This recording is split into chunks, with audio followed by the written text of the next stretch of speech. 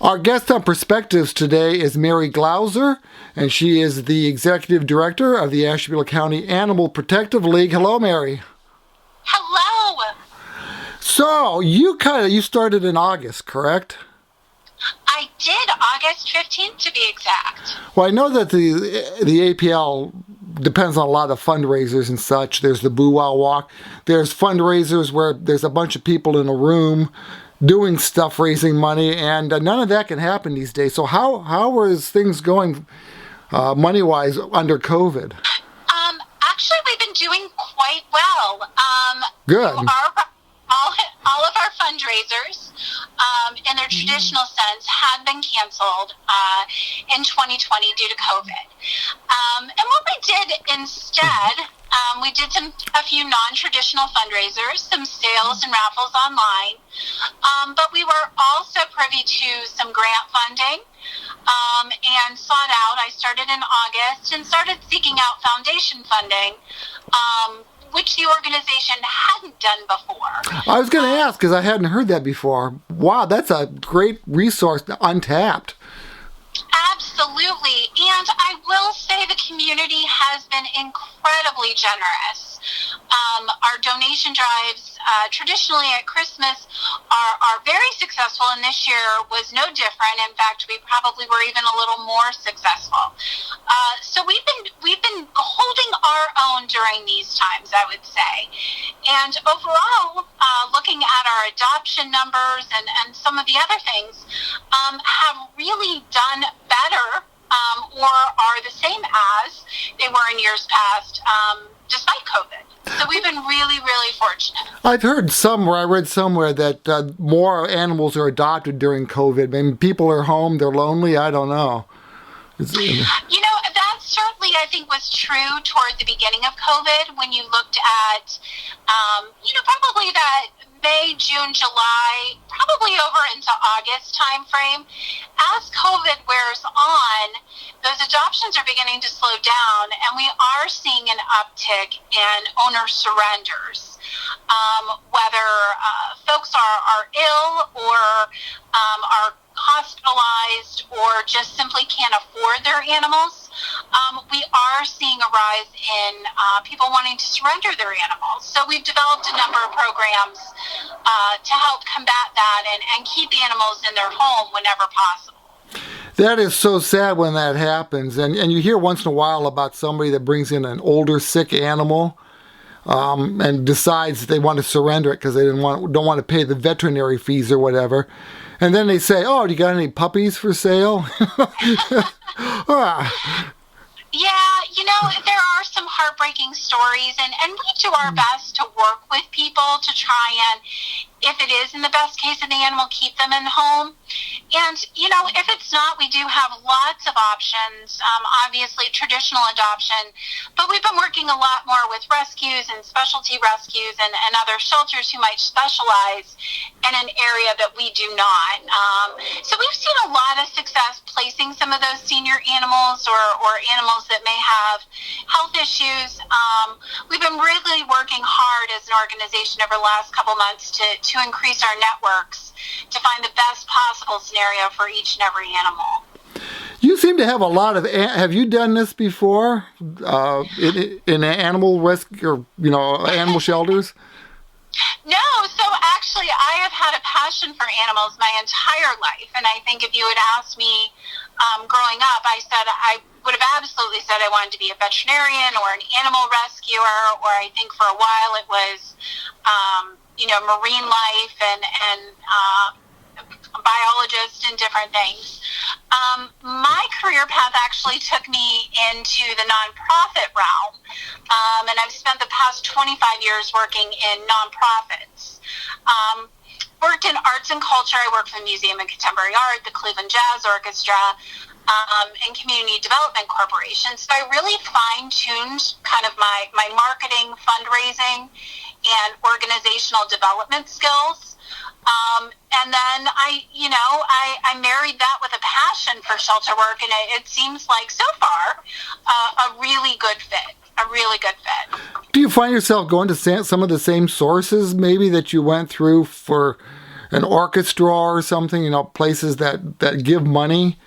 And except now, instead of saying it's for an orchestra, it's for animals. Well, absolutely. I mean, I think the same model applies regardless of, of the organization. So those networks you build with foundations and funders and project managers, all of those things seem to transfer over.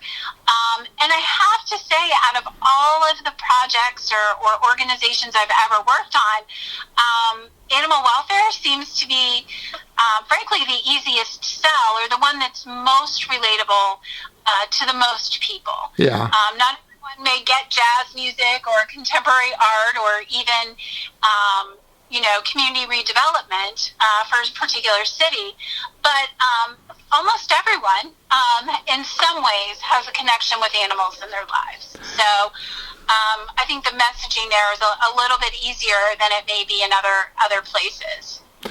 Do you get a lot of money? I see in obituaries, people will say to, in lieu of flowers or something, give to the APL. Absolutely. And I think one of the things that, again, when we're talking about COVID, when people are not having traditional funeral services where there's large gatherings and flowers, a lot of people have opted in for memorial donations. So we've been working, and we actually didn't necessarily have the best process in place for accepting those. We built a whole new database to be able to track those, so that then we're able to reach back out to families and let them know who was giving in someone's name, and be able to offer the families something, whether it's a plaque at the shelter, in return for doing that or choosing the APL. So, as unfortunate as those circumstances are, with COVID and the downsizing of funeral services, I think a lot more people are opting into memorial donations. Another area of funding, you do have a certain amount of set funding, right? You get dog license fees, correct? We do. And Ashtabula, do they still pay a part of when a dog is surrendered in the city of Ashtabula? They pay a certain amount? They do. So we're incredibly fortunate to work with both the city and the county as their shelter for strays and surrenders or seizures. And we have worked with them on long-standing contracts to be able to support their efforts. So that does, in part, contribute to our funding. But it's not, I've heard people say, and I'm familiar enough to know that they're way up, but they'll say, well, they're a government agency, so why should we give them money? Well, they're not really a government agency. You're getting money from some government areas, but it's not near enough when you're talking about the amount of food it takes and staff to clean cages and everything. You're talking a lot more than you're going to get from dog licenses. Absolutely. And I think the other thing that people in Ashtabula may not realize, as opposed to other counties or other shelters, we are an open admission shelter, which means we take anything that comes in.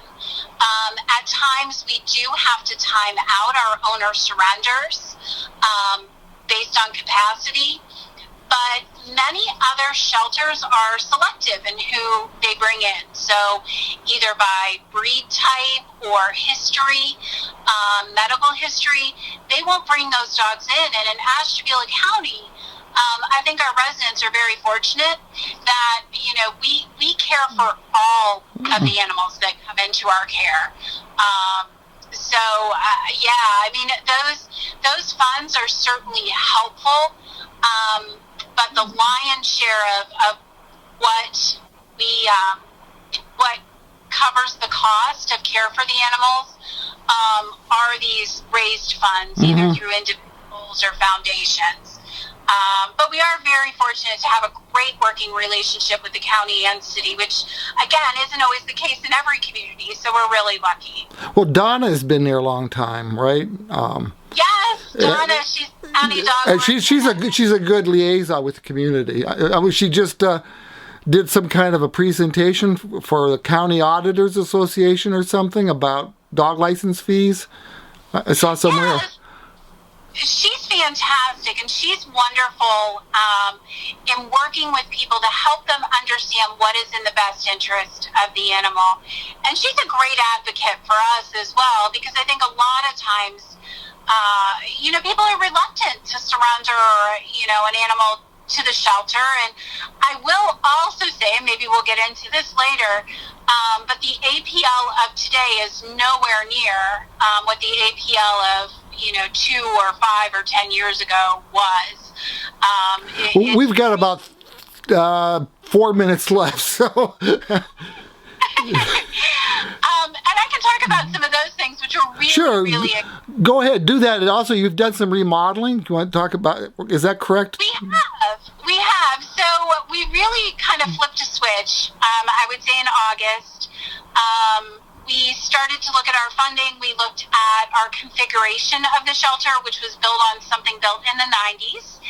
And while we couldn't afford to do a lot, we did receive some CARES funds, which enabled us to reconfigure the interior to make it as suitable as possible for the animals. So we were able to revamp a storage area into a small dog room. We were able to use a former adoption room as a decompression living room. So dogs that are having trouble with shelter life can go in there. We were able to secure an outdoor trailer that we can use for enrichment and training, as well as for meet and greets to comply with COVID regulations. We installed commercial laundry facilities that are all consolidated, which freed up room in almost every area. And we instituted top to bottom new cleaning standards, admission standards, and care standards. We brought in a new animal care manager in October who is phenomenal. And some days I think our animals eat better than we do. They all are on special diets now based on their needs, their breeds. And we look at a lot of different holistic things, which I think people wouldn't anticipate in an Ashtabula shelter or any animal shelter, to be honest, not just Ashtabula. But we use fear-free technology, and then we use everything from cat grass that's grown in the shelter to help with digestive issues, to canned pumpkin. Lots of things I think that you wouldn't necessarily think of if you thought of the shelter and maybe what you had visited in the past. We've only got a couple of minutes left. I wanted to talk about people that want to adopt. There used to be regulations. You checked with the veterinarian of the people to make sure that the animals that they've had in the past, had been properly treated and got their shots and all, and make sure that they weren't going to be living outside. Is that still in force?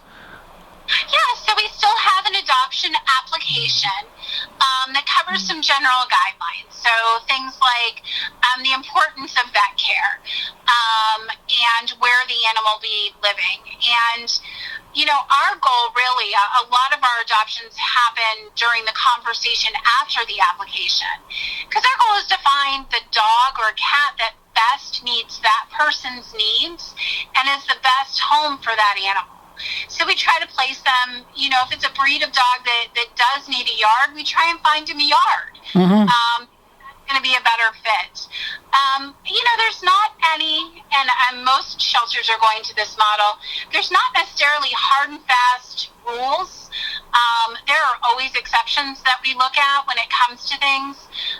Our goal is always just to find the best fit for every animal that leaves our care. We got about 30 seconds left, so I want to touch real quick on volunteers. Do you need volunteers, and what kind? Absolutely. So we are revamping our volunteer program, and we are reintroducing it with COVID regulations. But we need everyone from on-site, administrative help, greeters, phone calls, to cat cuddlers, dog walkers. We're going to reinvigorate our running program very soon. And then we also have programs that people can work from home. Okay. We got to go, but people can call you for more information on that. Yes. Mary Glauser, thank you very much. Thank you. Thanks for thinking of us. I'm Bob Lebzelter on Perspectives.